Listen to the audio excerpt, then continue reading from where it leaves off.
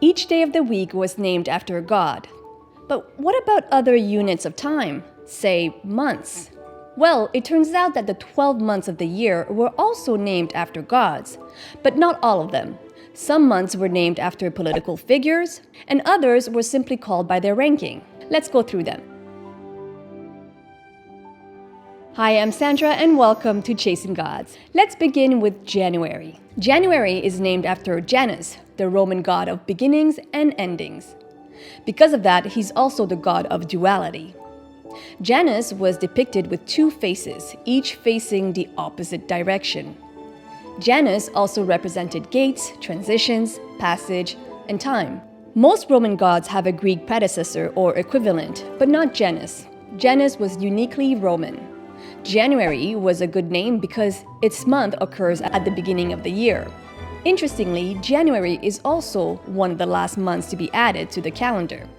A last that turned into a first.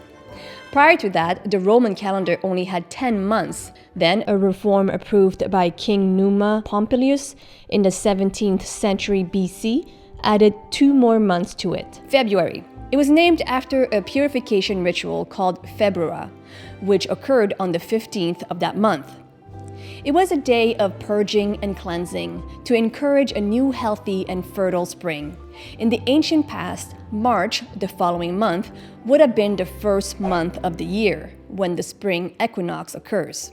The Februa purification rite was like a preparation to welcome the new year. March. The Romans named the first month of the year, at that time, after their number one patron god, Mars, Greek Eris. He was the son of the king and queen of gods, Jupiter and Juno, respectively. For the Greeks, it's Zeus and Hera. Mars was the god of war. It may seem odd that the Romans related this war god to their pater, father. But unlike the ancient Greeks, who saw Eris as destructive, the Romans saw Mars' military power as protective. Mars was the protector of Rome. April. There are 2 theories for April's etymology. The first is that it comes from the name Aphrodite, the Greek goddess of beauty, love, and procreation. Aphrodite would be a perfect description for the month of birth and blooming. The other theory is that it comes from the Latin apero, aperire, which means opening, which suggests the action of a blooming flower.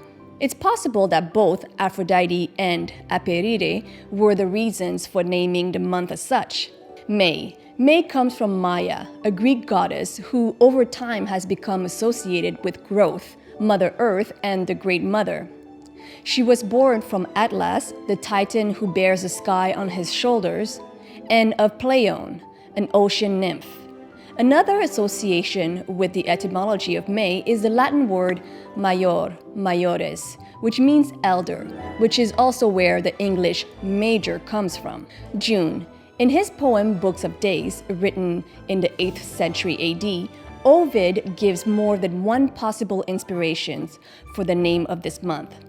The first is that June is named after Juno, the queen wife of Jupiter, who represents marriage, love, childbirth, and protection. Some people say that it was dedicated to her because June is the month when most marriages take place. The second possible inspiration for June, according to Ovid, is the Latin term junior, which means younger, or junior in English. In this logic, May would have come from majores for older and June for younger. July. This month is not named after any gods or religious rite, but after the Roman general Julius Caesar, by the Roman state. July would have been his birth month. Before the renaming, it was called Quintilis because it was the 5th month of the year in the older Roman calendar. March was the first. April, May, June, July. Thanks to Caesar and his astronomer, the calendar was corrected to sync better with the sun's cycle. August. The Roman state named this month after Caesar's nephew, Augustus, the first emperor of Rome. Before the renaming, it was called Sextilis, for 6, as it was the 6th month of the year. September. For the months of September to December, the names follow the numerical trend, so they were 5 to 10. 5 and 6, Quintilis and Sextilis, were renamed, but not Septem, or 7, nor was Octo, or Novem, or Decem. There you go. Now you know where the 12 months got their names from. A mix of Greco-Roman gods, political figures, and plain numbers. Thanks for watching, and I'll see you next time.